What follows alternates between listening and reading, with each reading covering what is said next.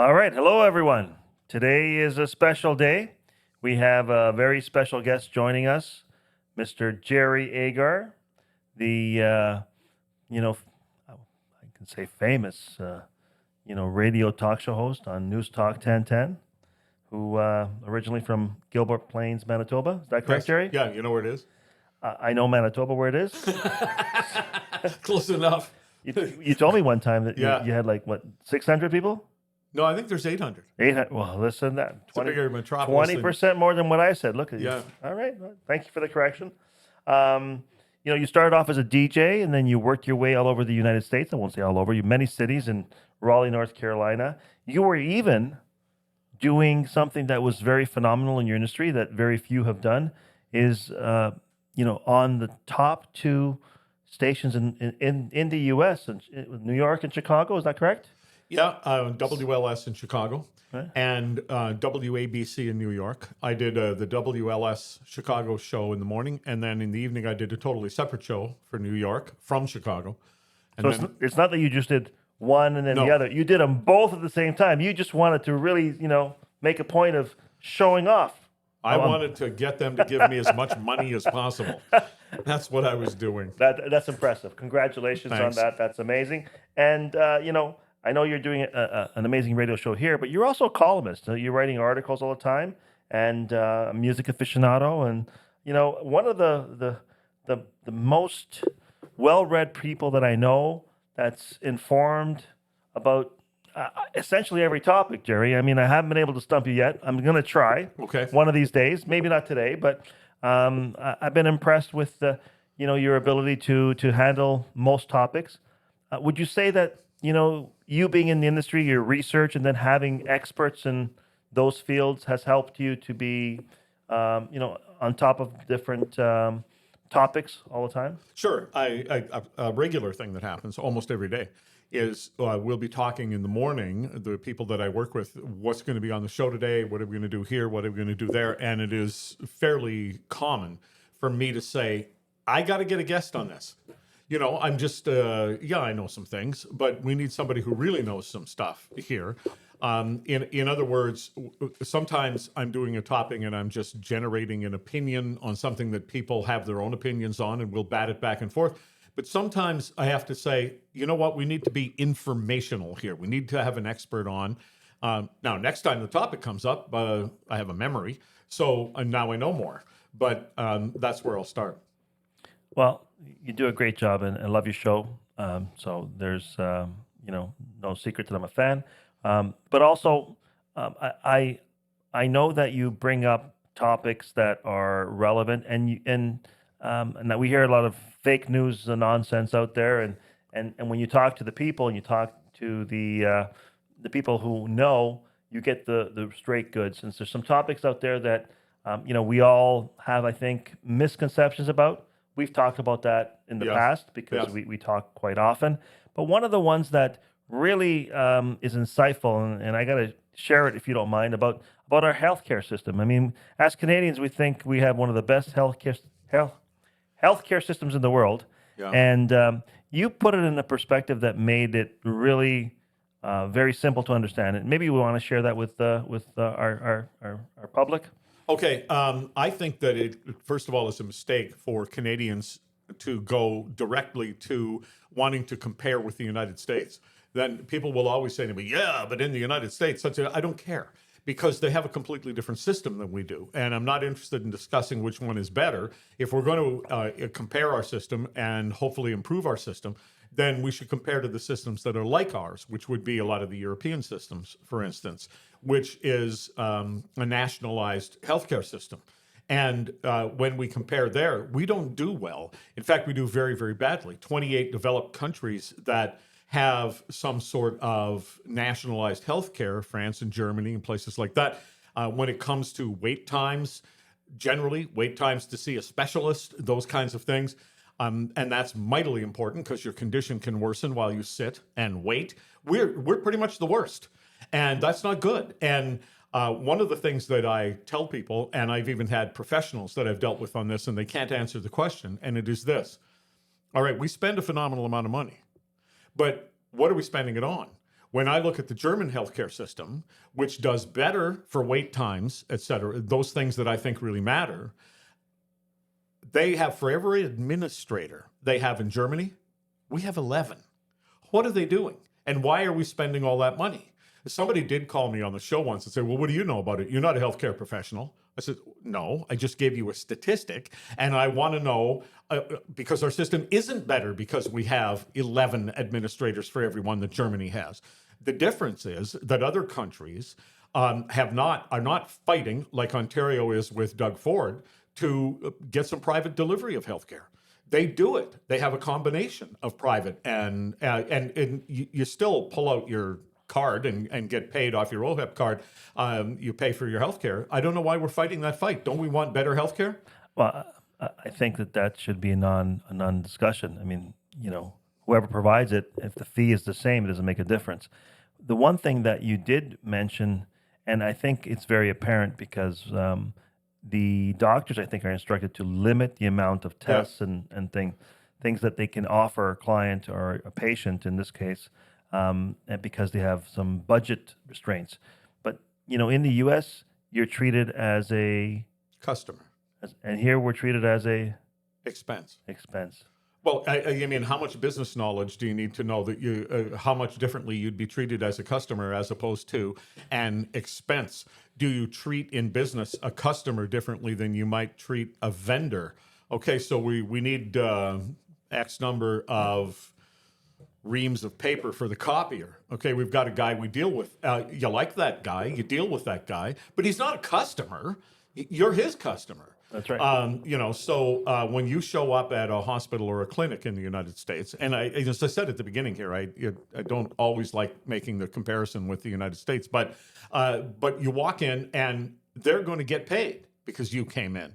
Here, they've already been paid. You're withdrawing from what they are receiving. And the only way we've kept the system alive is this rationing that you just mentioned of not allowing the doctors to do a certain number of surgeries. I want to use this example. I'm in the process now of going through knee surgery. I've had one done. I have to have the second one done. People think when I complain on the radio or in my columns that I hate the Canadian healthcare system and I don't believe in the people in it. If that were the case, I wouldn't go in, let somebody put a mask on me and knock me unconscious, cut my knee open, get out some Home Depot type things like drills and hammers and pound pieces of steel into my bones. I mean, it's pretty radical, actually. I totally trust all of those people to do that. They're not the ones I have the problem with. In fact, I think the doctor who did an excellent job on my right knee and will do my left knee, I think he'd do more of them if they'd let him. Yes. It's broken. The system is broken.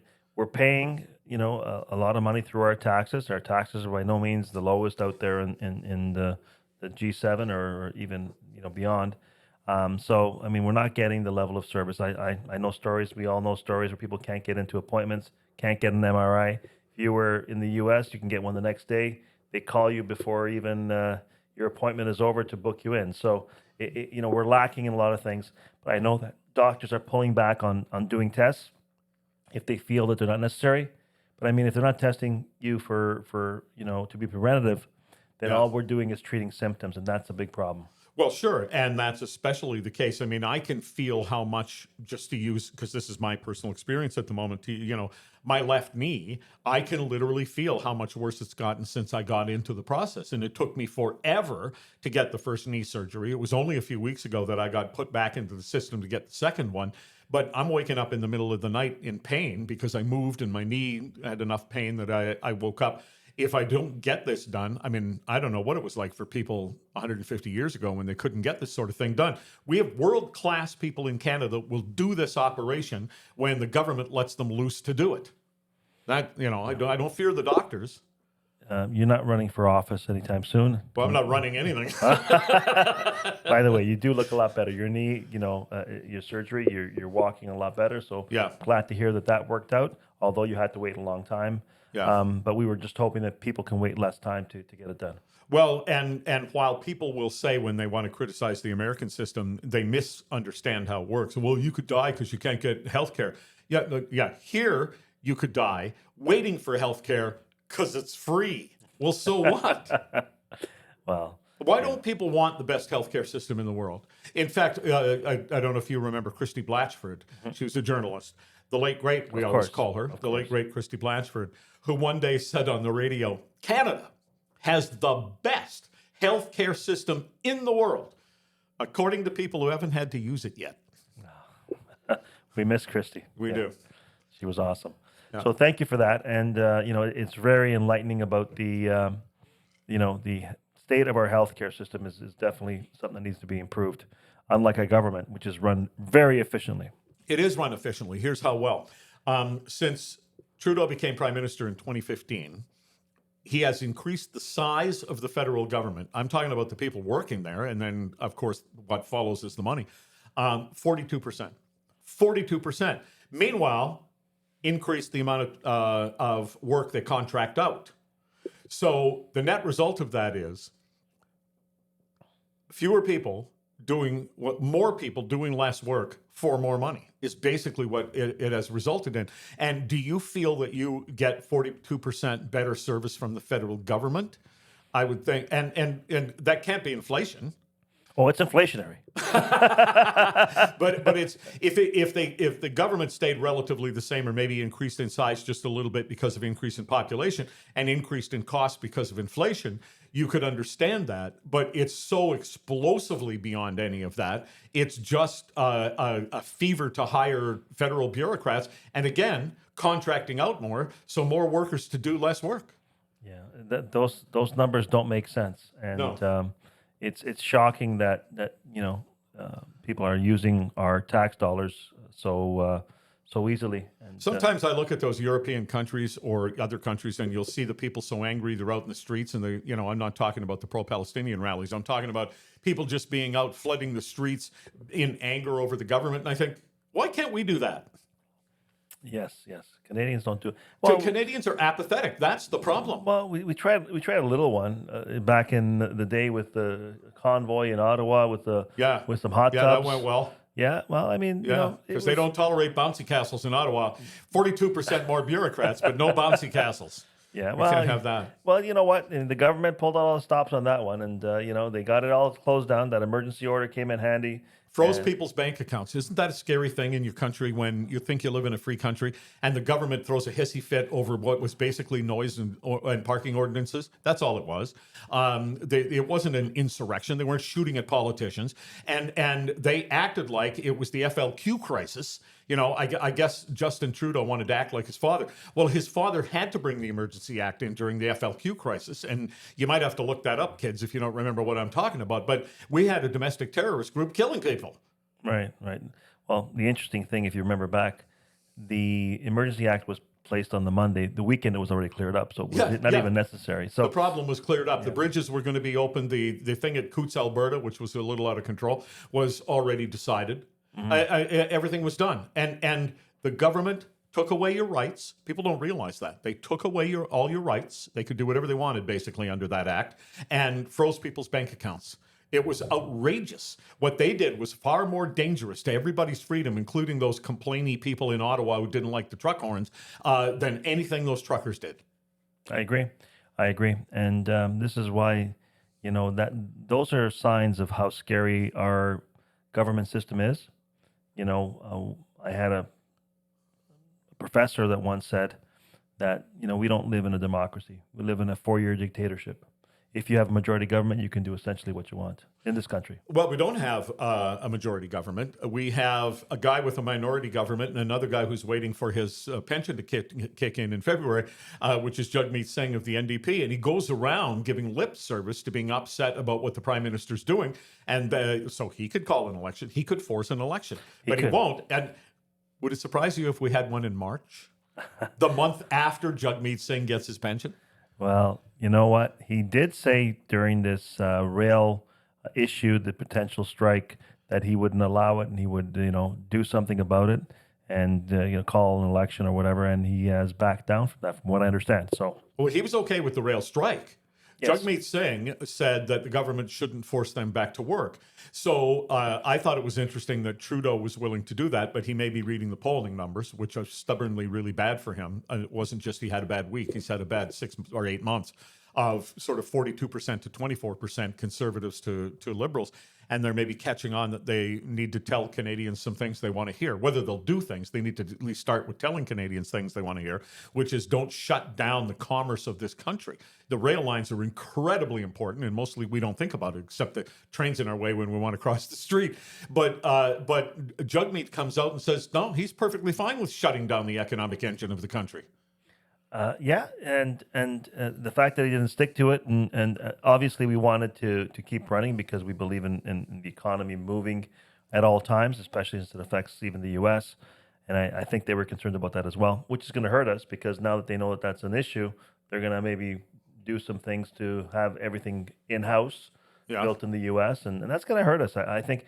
What do you think? I think either party that wins in the election in November in the U.S. is going to be probably a little bit anti-Canada. I don't see them both being friendly with Canada as much as we'd like them to be. Well, I think it's been a while since they've necessarily been friendly to Canada. Populism is probably more present in politics than it has been, and it's not too hard to sell Buy America.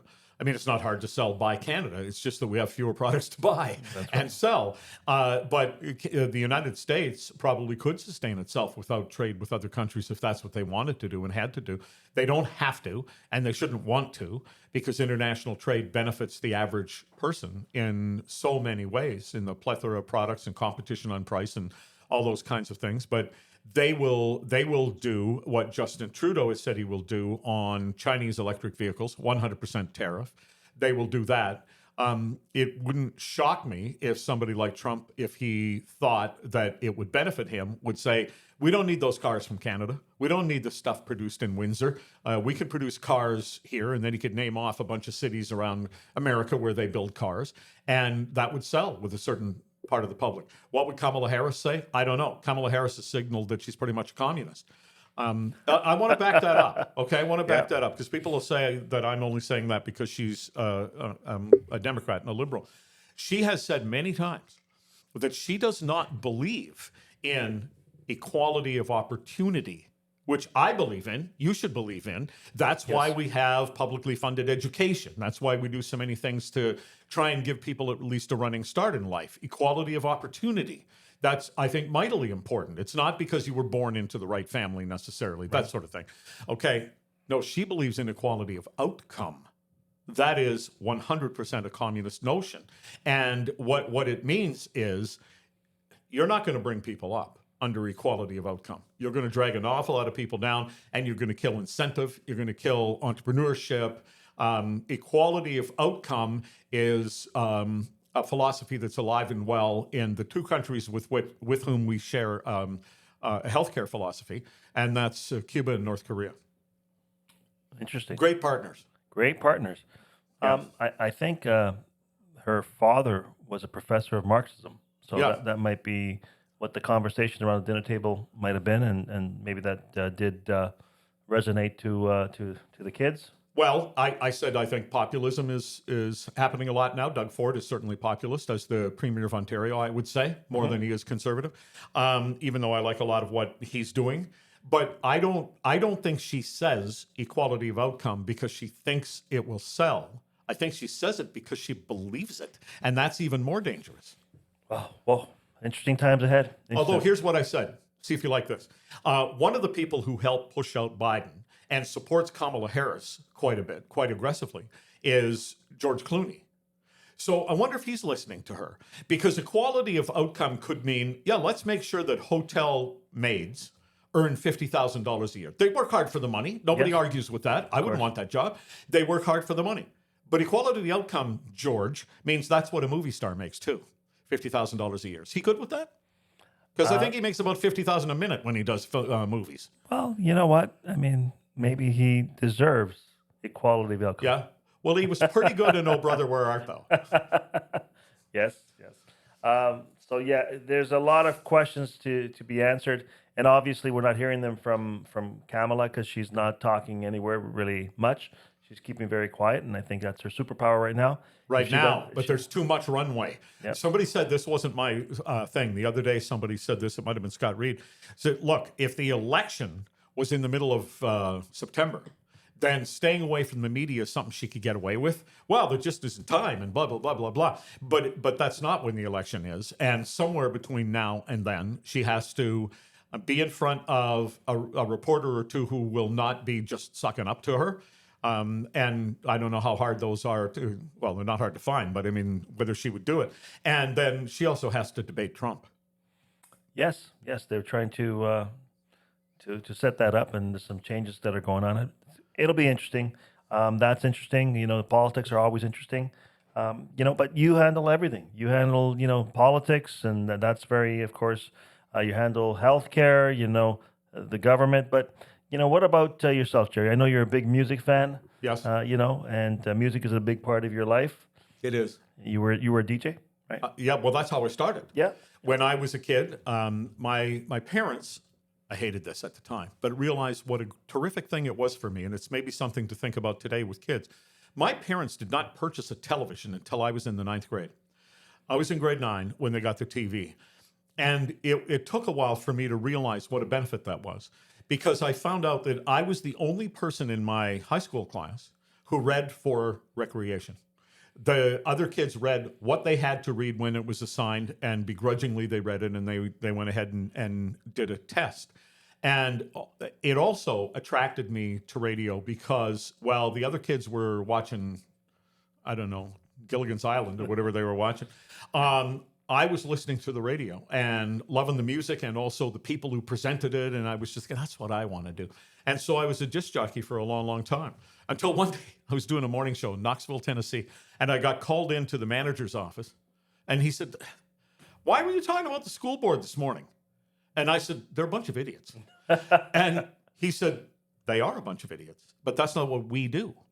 We do happy times on the, and that's mostly what I was doing."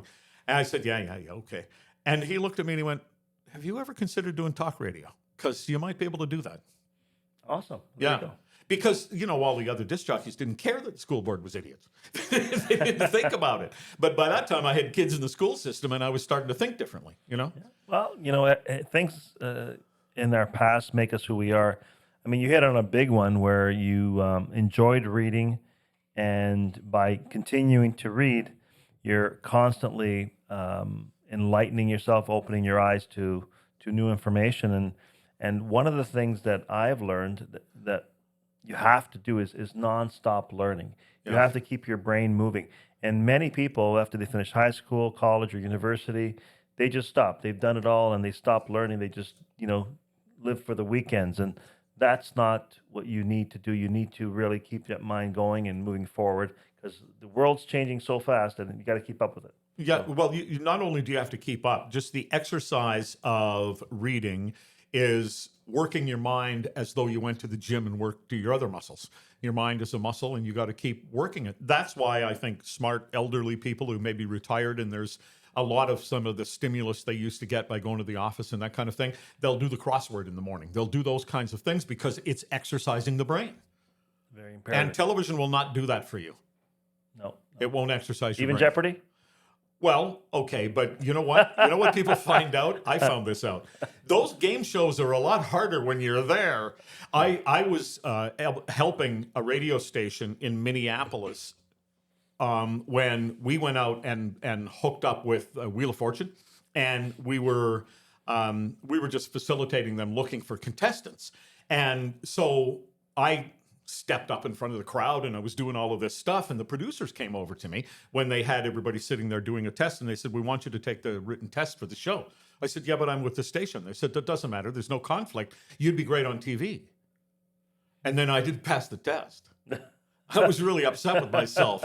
You know what it was? It was like Wheel of Fortune. Like, they gave you a sheet and it would have 4 blanks, and maybe 1 was filled in here and 2 were filled in here, and you were timed, and you had to, but as soon as you're timed and the pressure is, if you pass this thing, you get on the show, everything changes. Jerry, I think you blew it on purpose, Jerry. You didn't want to go on the show. Otherwise, you would have crushed it. I know you would have. I don't know. It's I wouldn't have minded meeting Vanna, though, Yeah, well, but I didn't. No. Well, Okay, that's my penalty. all right. All right. Well, there you Yeah. go. There you go. So, you're on a talk show every morning on 1010. So, and you do a great job, and the topics keep coming at you. And you've been doing that for quite a while. How many years have you been in Toronto now?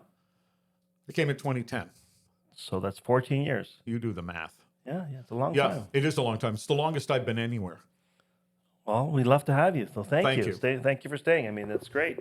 That's fantastic. And, I always admire that you are a person that shoots from the hip, tells it the way it is, and you don't hold back on what the truth is. I think it has to get out there. That's why I love listening to your show, because you're gonna call out people that are saying something that's not maybe quite accurate. I appreciate that, although you just made me have an unpleasant thought.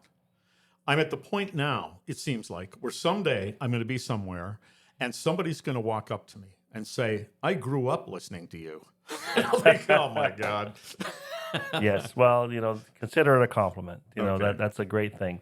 Um, so, you know, I don't know what I can say to you aside from that you're doing something in front of the public eye. You're, always at the attention. How do you do that? How do you keep, every day having a fresh show? People think it's easy. I know how hard it can be. What do you do to prepare every day? Maybe you can share that. I go in hours ahead of when the show happens. I have a producer. I have a program director who comes in early in the morning and kind of hangs out with us for a bit, shooting ideas back and forth. We have a technical producer. So there's people to bounce things off of.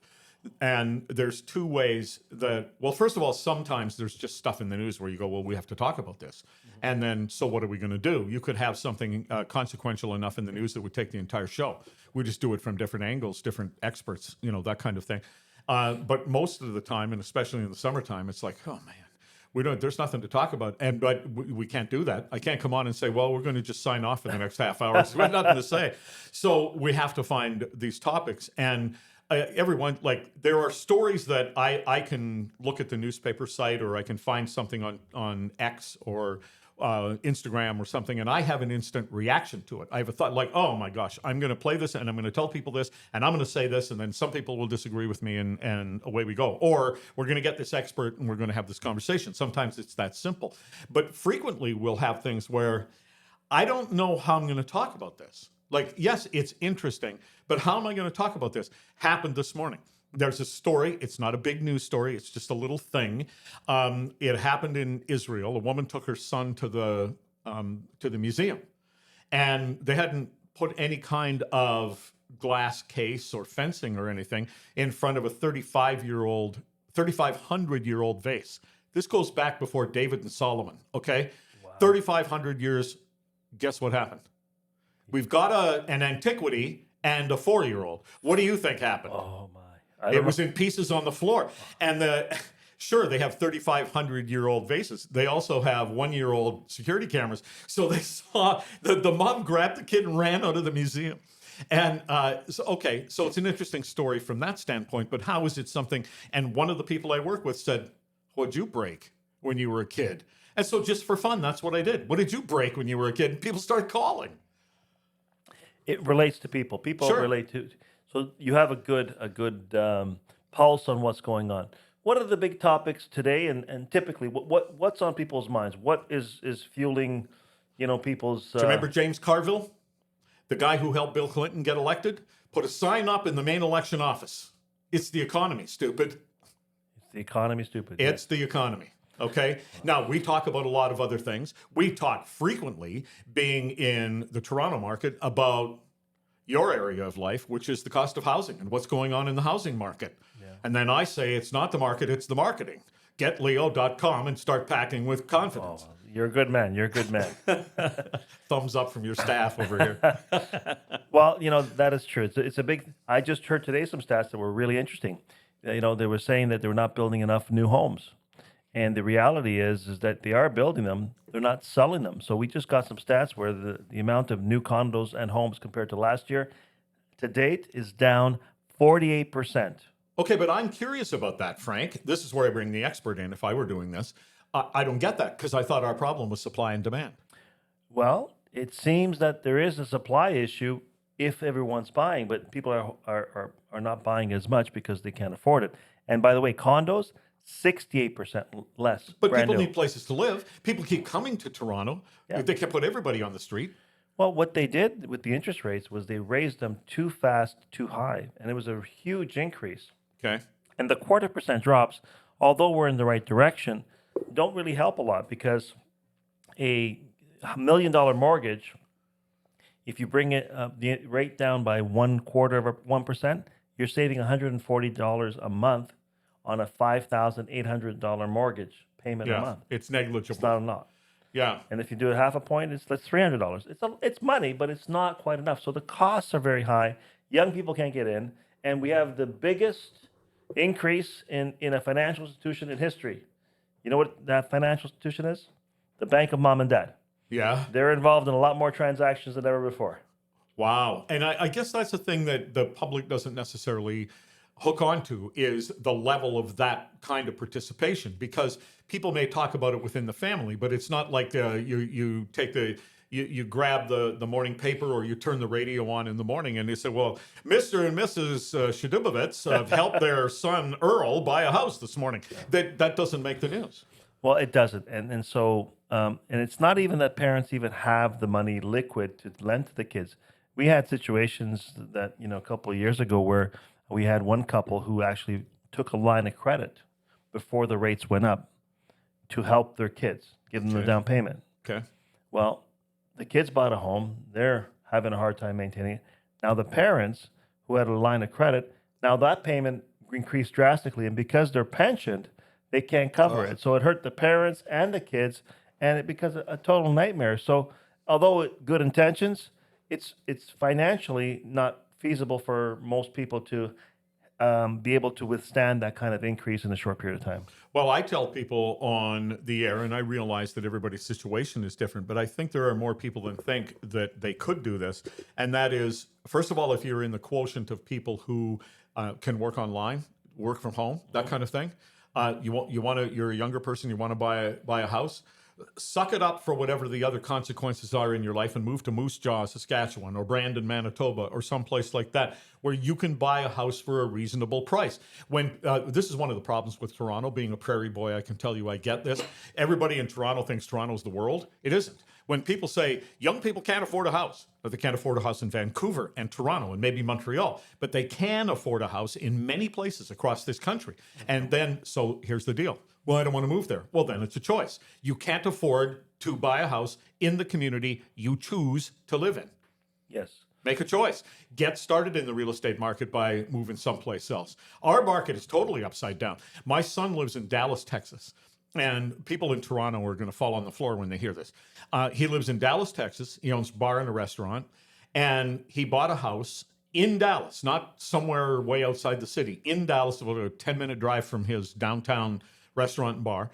And it's 5-bedroom home, 2 levels. They don't have basements there in a lot of cases. But upstairs at the end of the hall, there's a walkout covered deck where you could barbecue, or he's got a little fire pit out there. Huge rooms, plenty of space, big, what you might call a mud room on the back where he keeps the lawnmower, that kind of stuff. $279,000. Yeah. Yeah. Yeah. That is not something you can find here. No, but there are places in Canada where you can find Yeah. it. That's my point. Well, but Dallas is a big city, so You would think it'd be higher. you would think it might be much Yeah. higher for sure. But hey, every city is different, and I think there's a lot of things that have happened in our real estate market. I think it's been used as an investment as opposed to just a place to live, and it's also been used as revenue for our cities, where the development charges have skyrocketed, 30% in the last so many years, and the land transfer tax is the highest I think in North America.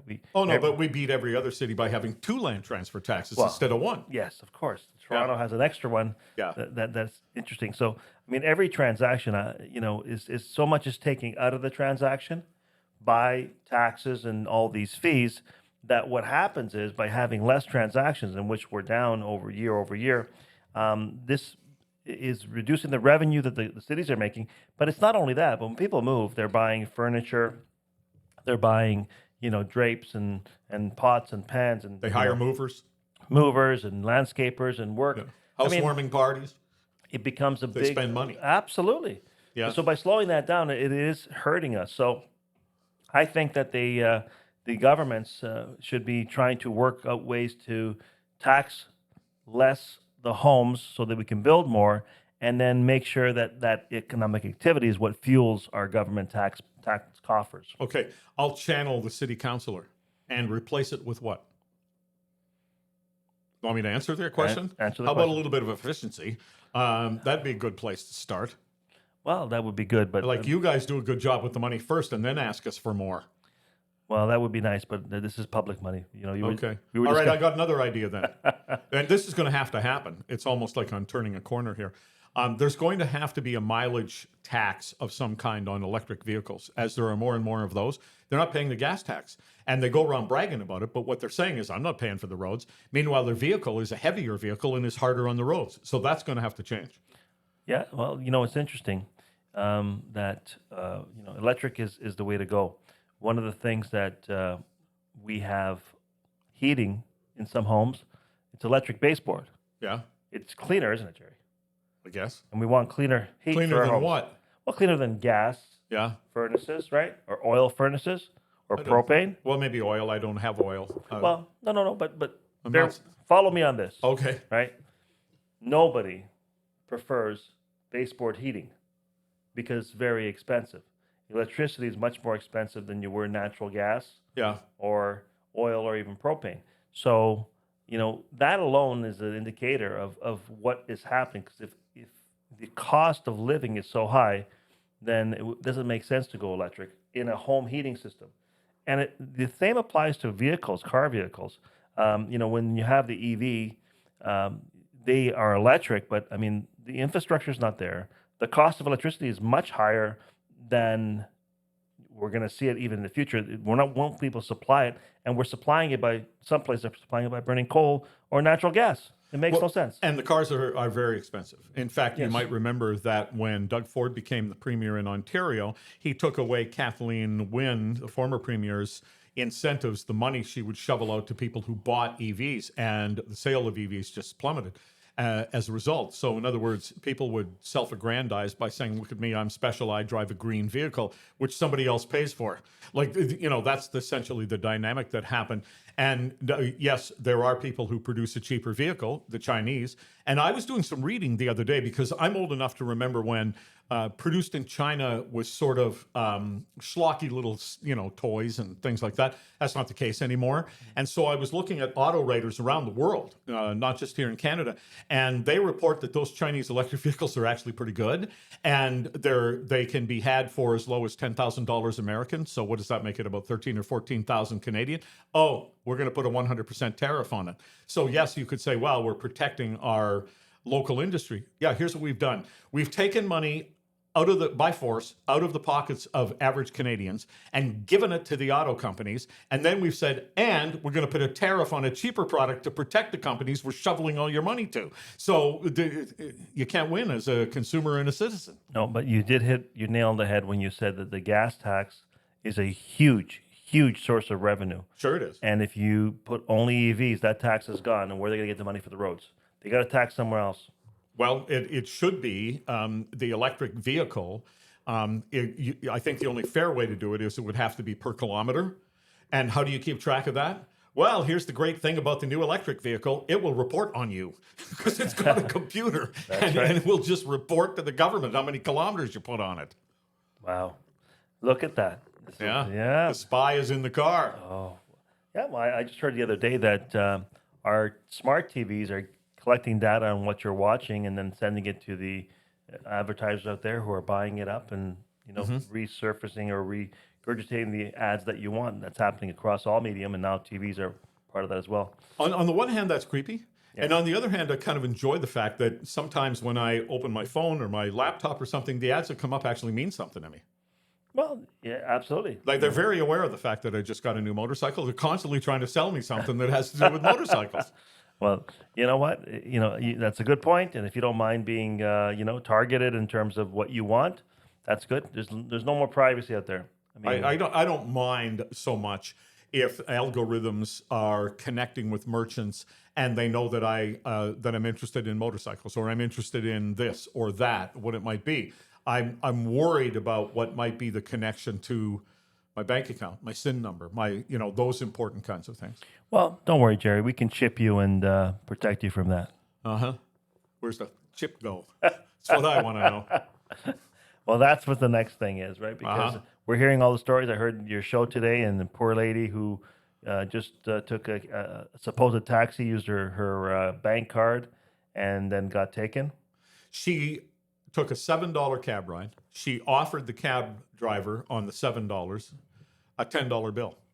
That's a nice tip on $7, $10. And he said, no, I can't accept cash. I need a debit card. He didn't even say credit card. He said debit card. And that's I think what should have happened there, and I'm not trying to blame the victim here, is this is Canadian currency. And I'm giving you a nice tip. Here's your $10. Goodbye.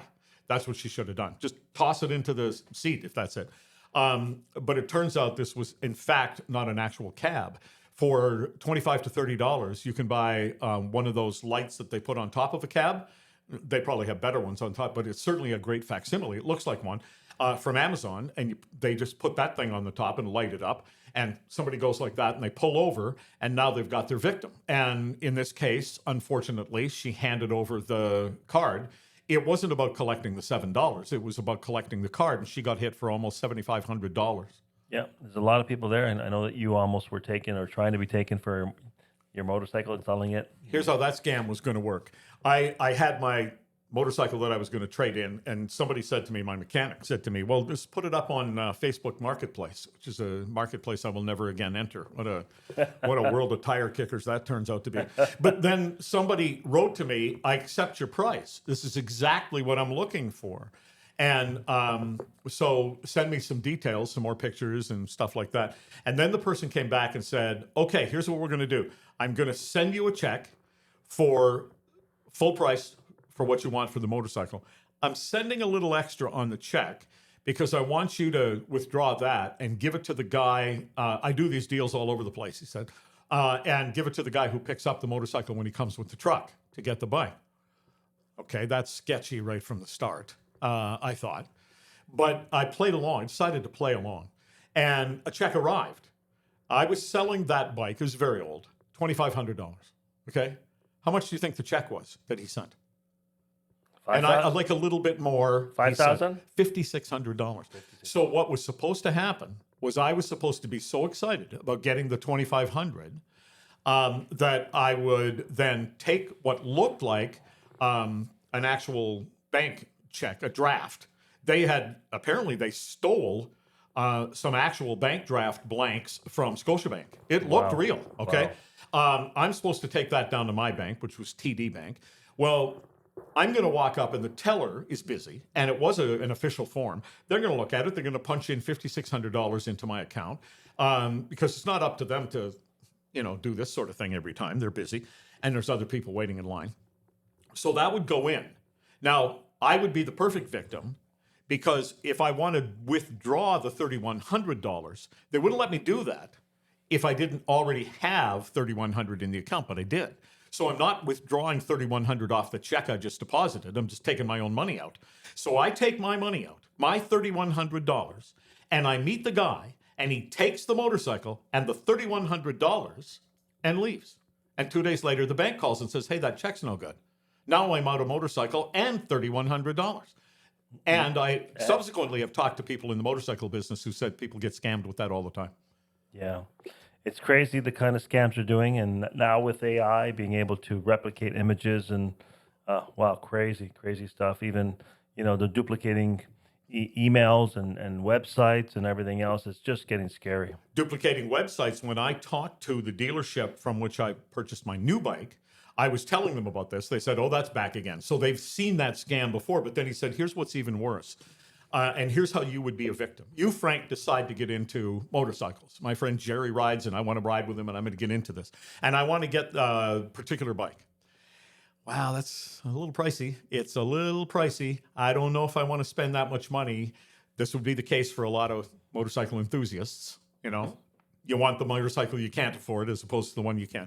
And then it's a Saturday morning and you wake up and you're still dreaming and you go online and, oh, look at this. The dealership got an over delivery of the model I want and they have to unload them and they've slashed the price. Well, they've only got 4 of them.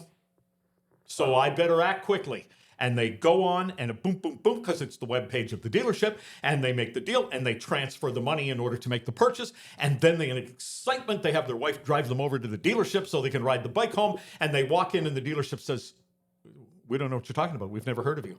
They've cloned the dealership's website and faked the sale. And the money's gone. Yeah. Now you'll never have a bike. Yes, you have less than a bike. You have, Anger. Frustration. I saw a post one day, and it said, if you want to get back on your feet, don't make your car payments for 2 months.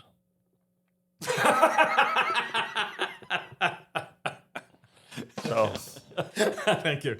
It all depends on how you look at things. Yes, there are different ways to get there. There's a lot of people trying to scam you. I had some friends. I mean, it could happen to you. People try to take over your social media account, and they say that you made money on cryptocurrency and stuff like that. So there's a lot of things going on. People have to be careful. It's a crazy world out there, and everybody makes it seem easy to make money, but obviously it's not that easy. Well, there are a number of ways that people can get scammed. And sometimes people just out and out get fooled by a very clever scam. Smart people get fooled. One of the people who wrote about finances and scams and such for the New York Times or something like that, she got scammed. And she was brave enough to go on and admit it and write about it because the scams can be very sophisticated. But we have to think about this too. Sometimes you get scammed because you're greedy. Like the thing with me selling the motorcycle, that was supposed to work because I was supposed to be shocked that somebody was dumb enough to give me the top price that I gave. I only said $2,500 because my mechanic said I might get $1,700 or $1,800 for it. I wanted a starting point. So I was supposed to be excited that this guy was stupid enough on sight unseen to give me $2,500. Only to find out later the stupid person was me. Well, there you go. And that's the other thing about being a scam. People are so embarrassed, ashamed. And so a lot of these scams are never reported because of that. Yeah, that's and they're true. not the bad guy. No, but it can be very embarrassing that you're coming across as greedy or foolish, and people don't want to. Foolish is what people think mostly. Yeah. How could I have been so dumb? That's what people think. Well, that's why we need you on the air, Jerry, to share these wonderful stories and help people out. How many people you saved is unbelievable. You're a great man for that. Well, in a world of scams and thieves and reprobates, whatever you think of me, the radio show is free. Money back guarantee. That's awesome. No, you do a great show, and Thank you. Yes, the economy, we're seeing that as well. A lot of people are being hurt by the economy. One of the things that we're seeing about interest rates and inflation and people talking about inflation as being the big measure of how we're doing. And when we were at 8%, they increased the rates tremendously from 0.25 to 5%, and now they've come down 2 quarters, so that down to 4.5. And people are happy that the interest rate, or the inflation rate, is now down to 2.5%. Yeah. So next It's week, still growing. well, this you hit the nail on the head because the inflation rate is lower. People are happy that that predicting that rates will go down in the first week of September when the Bank of Canada announced it, maybe another quarter point. So inflation means that it's not increasing. The costs are not increasing as quickly, but they're not going backwards. They're still increasing. They're just increasing more slowly. And so that's something that people don't realize, that they're paying much more than they were 2.5 years ago, and that's not going to go back. That's important to them to understand. Okay, it led to a question I wanted to ask you because of all your years in real estate, and you've seen markets go up and down. There was almost a market crash when you first decided to get into this business. Absolutely. And so you, as a new agent, had to survive that. But do you think some people are upside down now in part because the interest rates were too low and they got too high a mortgage to start with? Yes, in a nutshell, that's what happened. People overextended themselves. They didn't have enough of a protection, a buffer to withstand any increases. And so, they were living by the seat of their pants. Everybody was making money. Let's just face it, you couldn't lose, right? So if you can't lose, you just go all in. And now we're seeing people whose mortgages are higher than the value of their assets, and now they have nowhere to go. Well, I had many discussions with people, some people who were merrily in those kinds of markets, and I would say to them, well, what if the interest rate goes way up? Prices start to drop. Well, that isn't going to happen. I said, no, I actually studied economics enough to know this. I'm not an actual official economist. I did study economics. It's not if, it's when. Absolutely. It's when. Well, now is when. Now is when. Yeah.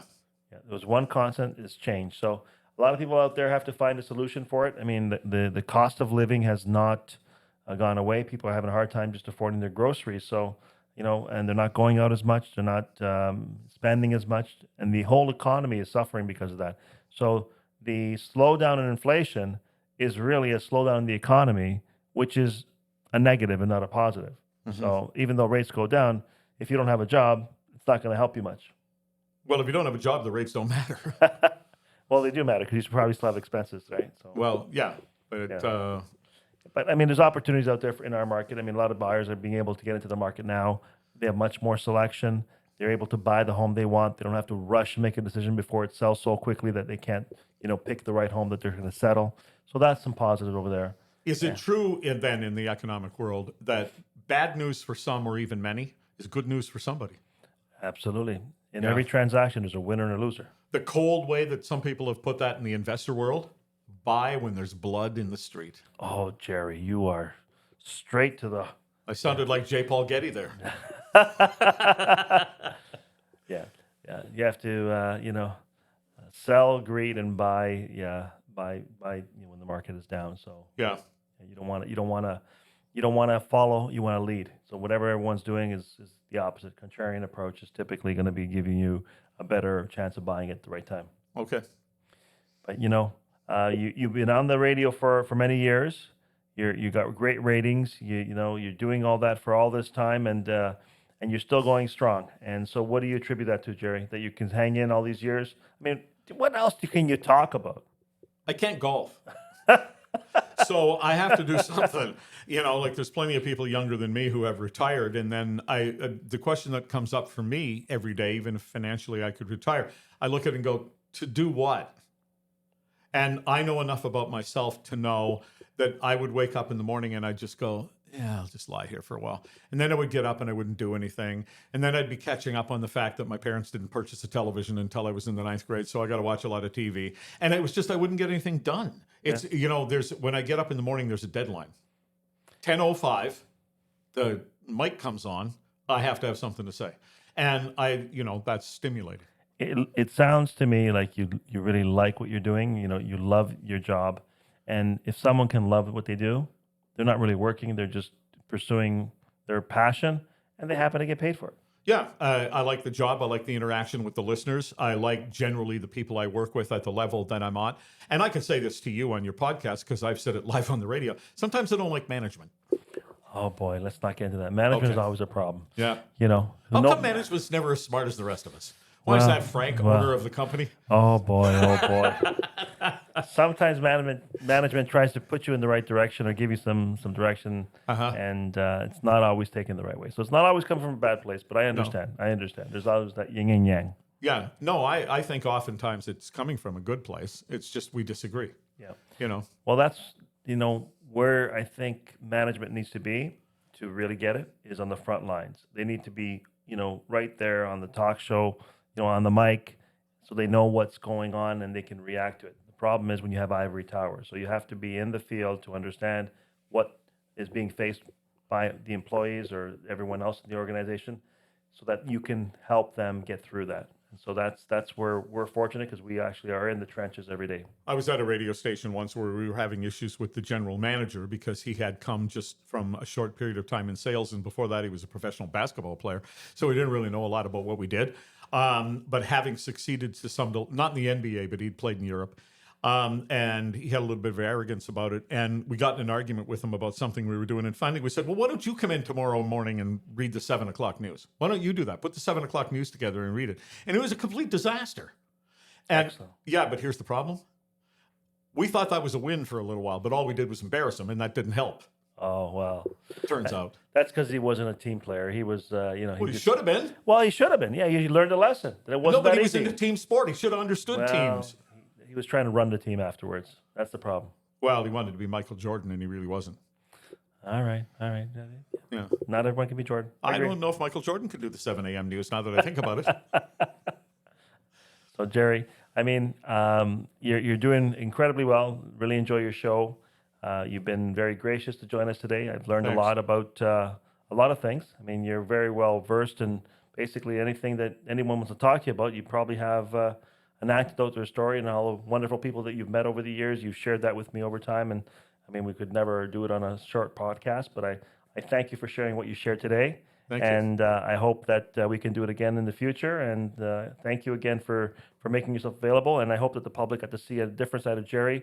You know, he's a great guy, and listen to him every day. He's on the air at 10 to 12, and you'll love hearing his commentary because he's going to tell you the way it is. So It's not the market, it's the marketing. GetLeo.com and start packing with confidence. he's amazing. Thank you, guys. Until next time.